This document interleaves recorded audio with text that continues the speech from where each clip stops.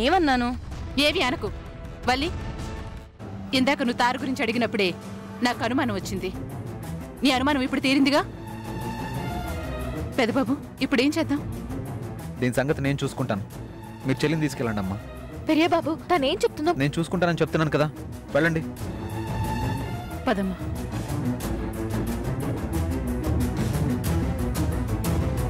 భాస్కర్, నీ సంగతి ఇలా కదా, పద చెప్తాను. రా రా.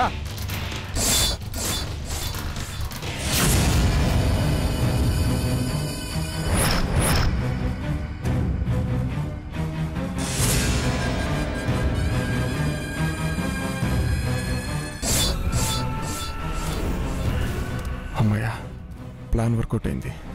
డబ్బు సేఫ్ అయింది. ఇక టెన్షన్ ఏం అవసరం లేదు. కూల్.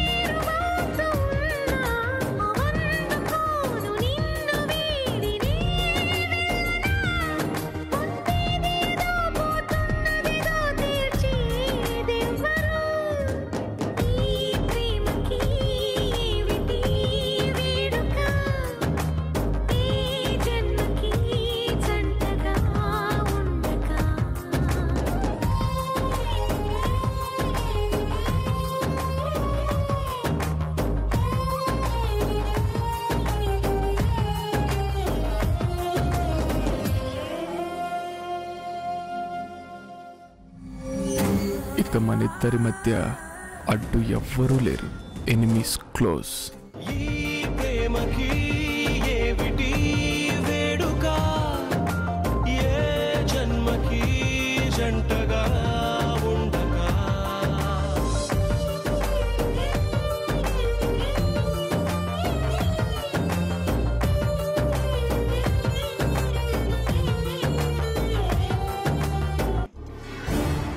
గారు ప్లీజ్, నేను చెప్పేది వినండి.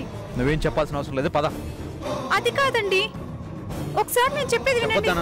రాజు, పెద్దబాబు గారు, ఈ అమ్మాయిని జాగ్రత్తగా వాళ్ళ ఊరికి తీసుకెళ్ళు. అలాగే పెద్దబాబు. మీరు నన్ను తప్పుగా అర్థం చేసుకుంటున్నారు.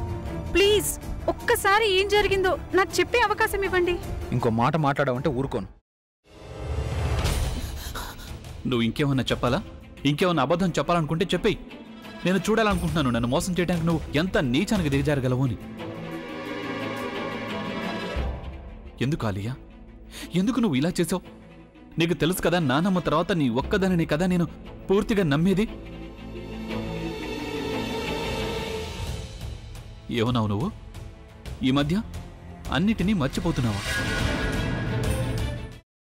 అది చాలు. వాటిలో ఉన్న శక్తి విషయాన్ని గ్రహించి మనకు వివరిస్తాయి.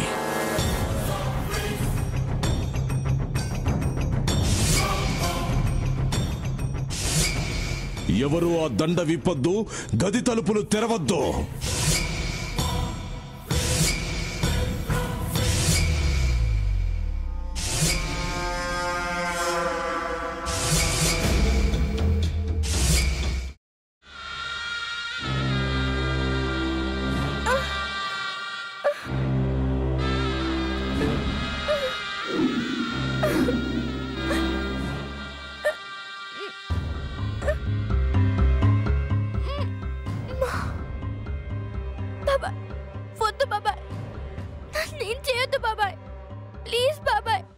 నీకు నిజం తెలిసినప్పుడే నా ఆలోచనలో నువ్వు చచ్చిపోయావు.